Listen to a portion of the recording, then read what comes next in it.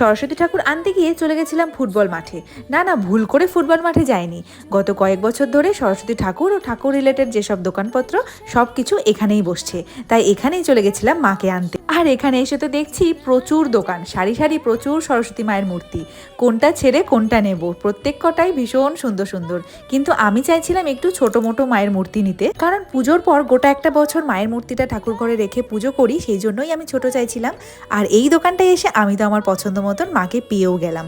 এখানে পেপার দিয়ে মায়ের মুখটা ঢেকে দিচ্ছে, একদম পুজোর দিনে খোলা হবে। চলো এবার মাকে কোলে করে পুজোর বাজারটা সেরে ফেলি। প্রথমেই এলাম দশকর্মা দোকানে, ওখান থেকে নিয়ে চলে এলাম এই ডাবের দোকানে। এখানেও খুঁজে খুঁজে আমি ছোট্ট একটা ডাব নিয়ে নিই। তারপর নিলাম সরস্বতী পুজোর স্পেশালি পলাশ ফুল, আর তার সঙ্গে এই বন কিন্তু সরস্বতী পুজোর ভীষণ মাস্ট, কারণ এটাই কিন্তু দোয়াতের মধ্যে দেওয়া হয়। আর এখানে ছোট ছোট এই ভাই দুটো দোকান দিয়েছিল, তার জন্য ও নিজেই কেটে নিল। চলো এবার মাকে কোলে করে চললাম বাড়িতে। আবার দেখা হবে পরের ভিডিও।